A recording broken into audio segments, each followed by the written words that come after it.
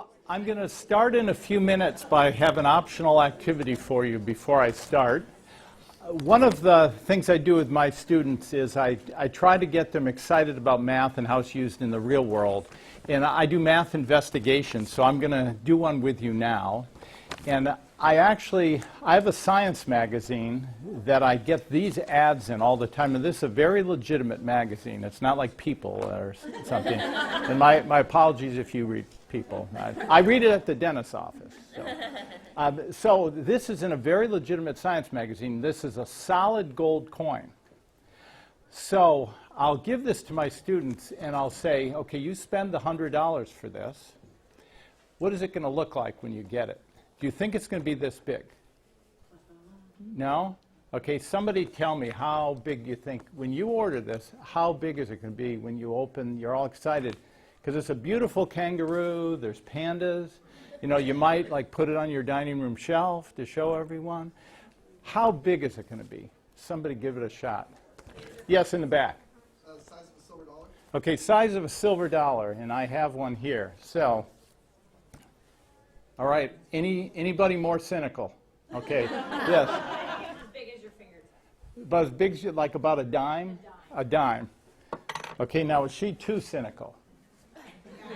Yeah, okay. Well, how much is it? It's about $100 with shipping. Okay. Okay? Oh, okay, so here are the questions you're asking. So in an investigation, you have to look for some data to try to find out what it looks like. So what I do I have them, what do you need to know? Now, you're asking questions in this very small print that you probably can't see. It says it's 11.6 millimeters in diameter. Okay, why did they put it in millimeters? No one understands millimeters, okay? And so here is the simplest investigation. So there's clues on it. There's math clues. So 11.6 millimeters. So all you have to do, I don't tell them this unless it's a very low grade you're working with, but they need to come up with how can I make that meaningful? And you can go online and find a millimeters to inches conversion. And when you do that, it is 0.45 inches in diameter. So what you have just spent $100 is about an aspirin in diameter. Okay? The next clue, somebody said, how much did it cost? So we can figure it's cost $100, and in small print it also says it's 0.5 grams. Now there's 28 grams in an ounce, so you need 56 of these coins. That's $5,600 worth to get an ounce, and gold's about $1,500 an ounce. That's another investigation. Now, the really advanced investigation, which is very fun, just tell them with this information you can find out how thin this gold coin is. Now, you know, coins are thin enough as they are, so your aspirin is pretty thick here. But you can determine the thickness, and I won't go over it, it's a little complicated, but you can find the weight of gold per certain volume. You know it's 0.5 grams, so you know how much. So you go through all that, and it ends up, this coin that is this diameter is the thickness of a 3x5 card.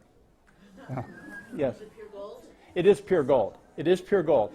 And so when you do the math, the volume of your gold coin is about half the volume of a baby aspirin.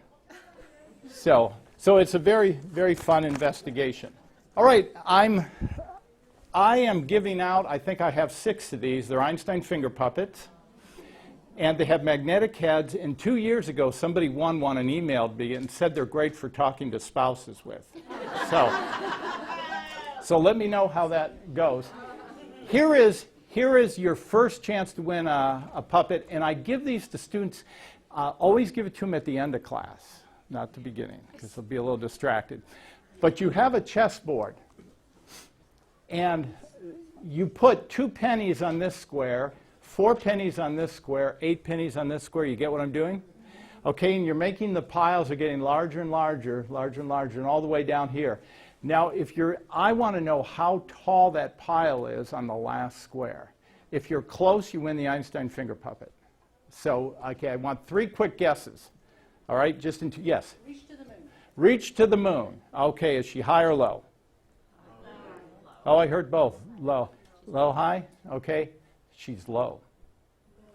Yes. I think it's to the sun and back 3 times. To the sun and back 3 times. Is she high or low? She's low. Actually, that last pile, this is what and students will take it home and parents will help them, and their jaw drops. This last pile, if you're sitting on top of that pile and shine a flashlight down, it'll take over 3 years for the light to hit the chessboard. So this pile will go almost to Alpha Centauri, about 90,000 round trips to the sun. I'm going, come on. I'm tethered to a mic, so you were thinking right. Okay. So, this, you can introduce exponents that way. 2 to the 64th, you double it, double it, and go to that many inches, that many miles, is equal to about 3 light years, or 90,000 round trips to the sun. Okay, I want to start the session with my 3 favorite math quotes. One, mathematics is a more powerful instrument of knowledge than any other that has been bequeathed to us by human agency. That's Descartes. Those of you who know Descartes, no, that's not him, not even the same error, just I got somebody smart looking because my clip art didn't have him.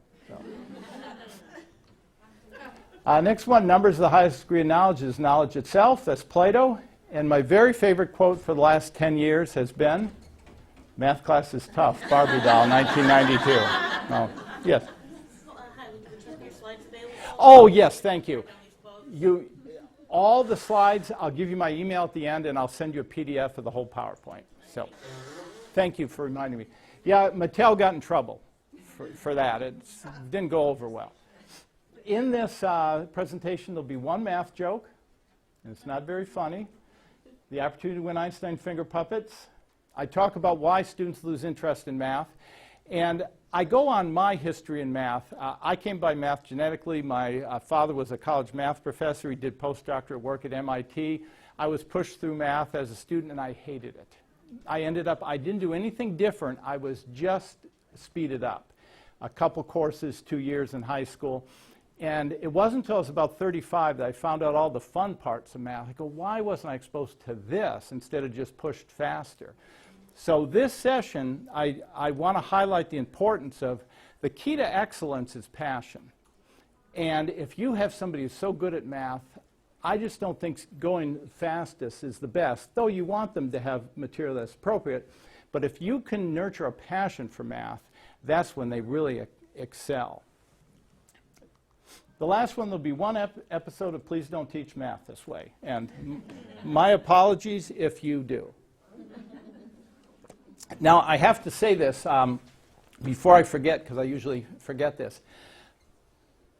A lot of math teachers are too brilliant to teach math. Does anyone relate to that? They don't know how normal brain works. So I always say what helps me as a math teacher is that I'm not brilliant. So if you're not good at math, I'm decent at math, but I'm not brilliant. But if you're not good at math, sometimes that makes you a better teacher because you have to find different ways to explain it to yourself. So, 2 parts of a quality program for mathematically gifted students. 1, provide an appropriate challenge. I've had first graders doing high school material. I've had not in the high school book, but they're doing algebra, they're doing some geometry. So it's not that they're doing that curriculum, it's getting the material just so it's within their cognitive reach. It's an appropriate challenge. The next one is nurture a love of math and science. Now, to nurture a love of math and science, would everyone agree this is a boring worksheet? Everyone okay? My students hated these worksheets. It's a boring worksheet, I agree. I tried this next picture. I did this, I said, they're going to see through this, and they're going to say, you're tricking us, this is the same boring worksheet. They love this next worksheet. Who wants to be a millionaire? And what are these? Lifelines. Okay, lifelines. And it's the exact same worksheet as this boring one, but it's in a fun, it's presented in a fun way. Now, you can't do it every day or it loses its novelty, but I like to do it at chapter reviews. because then you want them asking questions if they need some help. But they just went nuts over these. They say, oh, can we have another one of the fun worksheets? And I just... Okay, I want to bring this point up. I usually wait to the end, but I want to bring this up at the beginning because it's very important to the presentation. It took me about 10 years to learn this. A child's interests and passions do not necessarily correspond with their areas of giftedness. Passion often leads to excellence. My oldest son brought this home to me. His areas of gifts were mathematics, and he was a good violin player. He started violin when he was about 5 years old. Does anyone do Suzuki violin with their kids? Okay. When he was in 8th grade, my wife and I went to a recital, and he played violin so beautifully that it just sends shivers down our spine. Now, bad violin does too. But guess what he announced 2 weeks later? I don't want to play violin anymore. And he always hated math. The only math he took in college was what he had to, like consumer math, and he's very good at it.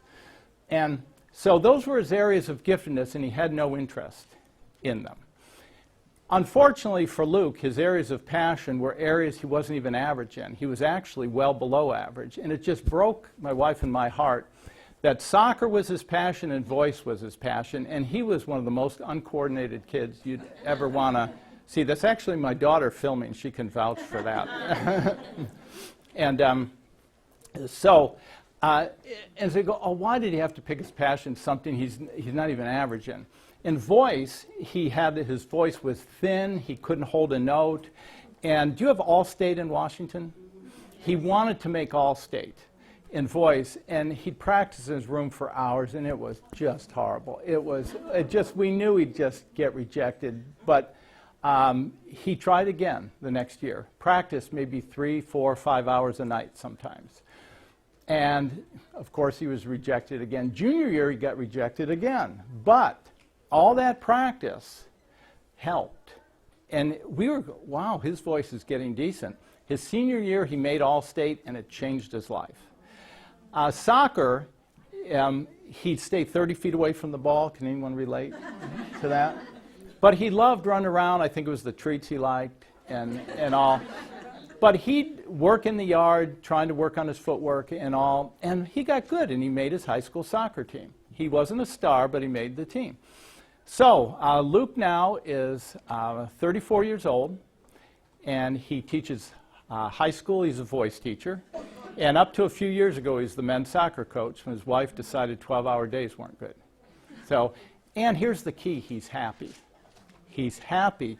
And that brought home to me, you don't even have to be average at something. If you have a passion for it, excellence can come from that.